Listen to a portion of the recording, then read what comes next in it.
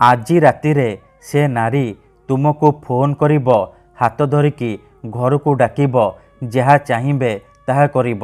କେବଳ ଏହି ନମ୍ବର ସହିତ ତାର ନାମ ଲେଖିକି ତକିଆ ତଳେ ରଖିଦିଅନ୍ତୁ। ଗ୍ୟାରେଣ୍ଟି ଦେଉଛି ଯେତେ ସୁନ୍ଦରୀ ଝିଅ ହେଇଥାଉ ଆପେ ଆପେ ପଟିଯିବ। ପଡ଼ିଶା ଘର ସୁନ୍ଦରୀ ଭାଉଜ ନିଜେ ଫୋନ୍ କରିବ, ଘରକୁ ଡାକିବ, ଯାହା ଚାହିଁବେ ତାହା କରିବ। ହଁ ଫ୍ରେଣ୍ଡସ୍, ଆଜିର ଏହି ଭିଡ଼ିଓଟିରେ ମୁଁ ଆପଣଙ୍କୁ ଶିଖେଇବି ଦୁନିଆର ସବୁଠାରୁ ମହାଶକ୍ତିଶାଳୀ ବଶୀକରଣ ନମ୍ବର। ଏହି ନମ୍ବର ସହିତ ଆପଣ ଯେଉଁ ଝିଅ ବା ନାରୀର ନାମ ଲେଖିକି ତକିଆ ତଳେ ରଖିଦେବେ, ସିଏ ସେହି ସମୟଠାରୁ ଆପଣଙ୍କ ଆଡ଼କୁ ଆକର୍ଷିତ ହେବାକୁ ଲାଗିବ, ଯାହା ଚାହିଁବେ ତାହା କରିବ।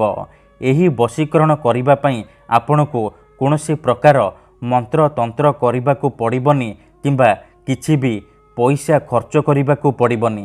କେବଳ ମୁଁ ଆପଣଙ୍କୁ ଗୋଟିଏ ନମ୍ବର ଶିଖେଇବି। ଆପଣ ସେହି ନମ୍ବର ସହିତ ଆପଣ ଭଲ ପାଉଥିବା ଝିଅର ବା ସୁନ୍ଦରୀ ଭାଉଜର ନାମ ଲେଖିକି ତକିଆ ତଳେ ରଖିଦେବେ। ଗ୍ୟାରେଣ୍ଟି ଦେଉଛି ଯେମିତି ଆପଣ ଏପଟେ ଏହି ବଶୀକରଣ କରିବେ, ସେପଟେ ସିଏ ବିଚଳିତ ହୋଇ ଉଠିବ, ଆପଣଙ୍କ ଆଡ଼କୁ ଆକର୍ଷିତ ହେବାକୁ ଲାଗିବ। ନମସ୍କାର ଫ୍ରେଣ୍ଡସ୍, ଓଡ଼ିଆ ଫଣ୍ଡା ଚ୍ୟାନେଲକୁ ଆପଣମାନଙ୍କୁ ସ୍ୱାଗତ। ଯଦି ଆପଣ ସୁନ୍ଦରୀରୁ ସୁନ୍ଦରୀ ଝିଅକୁ ପଟେଇବାକୁ ଚାହୁଁଛନ୍ତି, ପଡ଼ିଶା ଘର ସୁନ୍ଦରୀ ଭାଉଜକୁ ପଟେଇବାକୁ ଚାହୁଁଛନ୍ତି, କିନ୍ତୁ ଯେତେ ଚେଷ୍ଟା କଲେ ମଧ୍ୟ ତାକୁ ପଟେଇ ପାରୁନାହାନ୍ତି, ତାକୁ ନିଜର ମନ କଥା କହିବାକୁ ଡରୁଛନ୍ତି, ଆଉ ଆପଣ ଚାହୁଁଛନ୍ତି କି ସିଏ ନିଜେ ଆସି ଆପଣଙ୍କୁ ଭଲ ପାଉଛି ବୋଲି କହୁ, ଆପଣଙ୍କର ସବୁ ଇଚ୍ଛା ପୂରଣ କରୁ, ତେବେ ଆଜିର ଏହି ବଶୀକରଣ ଭିଡ଼ିଓଟି ଆପଣଙ୍କର ଇଚ୍ଛାକୁ ପୂରଣ କରିବ।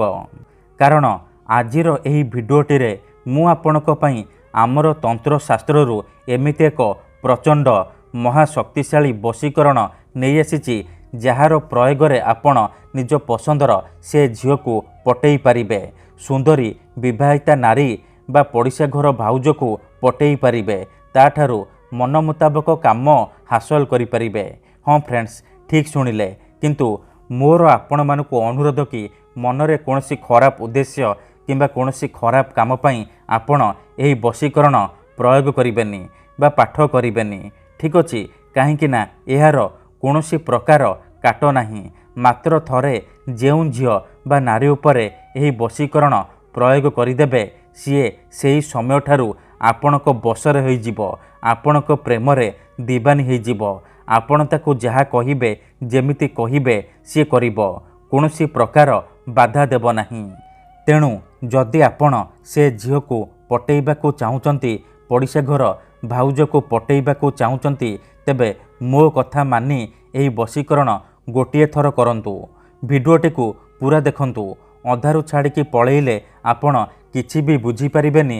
ପରେ ଆପଣ କହିବେ, ଗୁରୁଜୀ ଆପଣଙ୍କର ବଶୀକରଣ କାମ କରୁନି। ତେଣୁ ମୋର ଆପଣମାନଙ୍କୁ ଅନୁରୋଧ କି ଆପଣ ଭିଡ଼ିଓଟିକୁ ପୁରା ଧ୍ୟାନ ସହିତ ଶେଷ ପର୍ଯ୍ୟନ୍ତ ଦେଖନ୍ତୁ, ପ୍ରୟୋଗ ବିଧିକୁ ଠିକ୍ ଭାବରେ ବୁଝନ୍ତୁ, ତାପରେ ଆପଣ ବଶୀକରଣ କରିବା ପାଇଁ ଯିବେ। କାହିଁକି ନା ଏହି ବଶୀକରଣକୁ ପ୍ରୟୋଗ କରି ହଜାର ହଜାର ଲୋକମାନେ ଲାଭବାନ ହୋଇଛନ୍ତି। ନିଜ ପସନ୍ଦର ସୁନ୍ଦରୀରୁ ସୁନ୍ଦରୀ ଝିଅକୁ ମୁହୂର୍ତ୍ତକ ଭିତରେ ପଟେଇ ପାରିଛନ୍ତି। ଶାଶୁ, ନଣନ୍ଦ, ଦିଅର, ଭାଉଜ କାହାକୁ ବି ନିଜ ବଶରେ କରି ତାଠାରୁ ନିଜର ମନ ମୁତାବକ କାମ ହାସଲ କରିପାରିଛନ୍ତି। କେବଳ ଆପଣଙ୍କୁ କ'ଣ କରିବାକୁ ପଡ଼ିବ, ମୁଁ ଆପଣଙ୍କୁ ଗୋଟିଏ ନମ୍ବର ଶିଖେଇବି। ଆପଣଙ୍କୁ ସେହି ନମ୍ବର ସହିତ ଆପଣ ଯେଉଁ ଝିଅକୁ ଭଲ ପାଉଛନ୍ତି, ଯାହାକୁ ପଟେଇବାକୁ ଚାହୁଁଛନ୍ତି, ତାର ନାମ ଲେଖିକି ତକିଆ ତଳେ ରଖିଦେବେ। ଗ୍ୟାରେଣ୍ଟି ଦେଉଛି ତାପରେ ଦେଖିବେ ଚମତ୍କାର। ଯେଉଁ ଝିଅ ଆପଣଙ୍କୁ ଭାव ଦେଉନଥିଲା, ସେ ନିଜେ ଆସିବ ଆପଣଙ୍କୁ ଭଲ ପାଉଛି ବୋଲି କହିବ।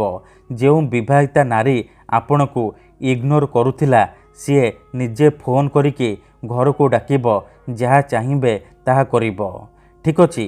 ତେବେ ଏହି ବଶୀକରଣ ଆପଣ କିପରି କରିବେ, କେମିତି କରିବେ, ଏହାର ପ୍ରୟୋଗ ବିଧି କ'ଣ, କେମିତି ଆପଣ ନମ୍ବର ସହିତ ଝିଅ ବା ନାରୀର ନାମ ଲେଖିବେ, ମୁଁ ଆପଣଙ୍କୁ ଶିଖେଇବି।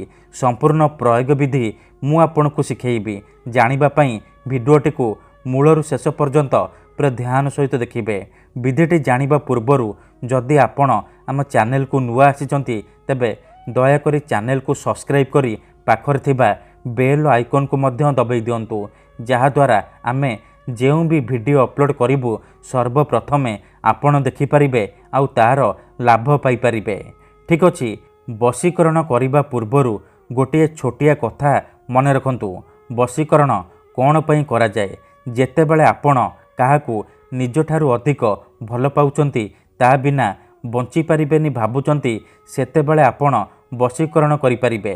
किंबा जदि केउ लोक बिना कारण रे आपण को हैरान करुची आपणकर घर परिवार उपरे खराब नजर पकाउची एही परी परिस्थिति रे आपण वशीकरण करिपारिबे। काहेकि ना केते थर एमिति हेइथाय कि आमर शत्रु पैसा रे आउ शक्ति रे आमठारू बलवान हेइथाय आउ आमे चाहिकि भी तार किछि करि पारु नाहु। एही परी परिस्थिति रे आपण वशीकरण करिपारिबे। निज शत्रु को हाथ मुठारे रखिपारिबे। सुंदरी सुंदरी झील को मुहूर्तक भितरे पटेई पारिबे। पड़िशा घर सुंदरी भाउज ठारू निजर मन चाहुतिबा काम हासिल करिपारिबे। तेणु एही वशीकरण आपण भाबी चिंतिकी प्रयोग करिबे। ठीक अछि तेबे चलंतु जानिबा एही वशीकरण आपण किपरि करिबे। मन रखंतु एही वशीकरण करिबा पई आपणको कोनोसी प्रकार सामग्रीर आवश्यक नाही किंबा कोनोसी प्रकार पैसा खर्च करने पड़बनी। आपण घरे बसी बसी एही वशीकरण करिपारिबे। खंडिए साधा कागज आउ कला कलम साहाय्य आपण एही वशीकरण करिपारिबे। प्रथमे आपण कौन करिबे खंडे साधा कागज आउ कला कलम आनी सारिबा परे भल भाबरे हाथ गोड़ धोईकी सफा वस्त्र पिंधिकी आपण एही वशीकरण विधि को आरंभ करिबे। मन रखंतु एही वशीकरण विधि को आपण केवल शुक्रवार दिन करिबे। राति रे सोईबा पूर्वरु एही वशीकरण करिबे। निज सोईबा घरे आपण एही वशीकरण करिबे। कागजरे प्रथमे आपण सेई झियो बा नारीर नाम लिखिबे आउ ता पाखरे आपण निजर नाम लिखिबे। देखंतु मनेकर आपण जेउ झियो बा नारी को पटेइबा को चाहुचंती तार नाम हेउची दीपा आउ आपणकर नाम राजा। तेबे आपण प्रथमे लिखिबे दीपा आउ ता पाखरे लिखिबे राजा। नाम लिखि सारिबा परे ता तळे आपण तीनोटी नंबर लिखिबे 786। एही तीनोटी नंबर लिखिबे।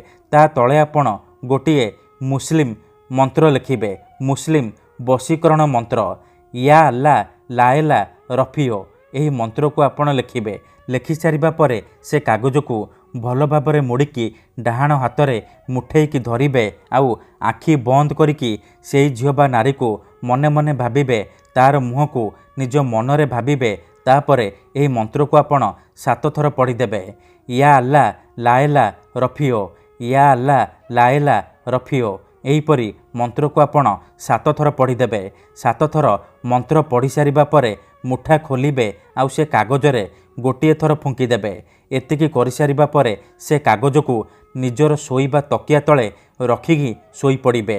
ग्यारंटी देउची जेपर्यंत आपणक तकिया तले से कागज थिबो से झियो हेउ बा विवाहिता नारी आपणकर बसरे रहिबो। जहा चाहिबे ताहा करिबो। धन्यवाद।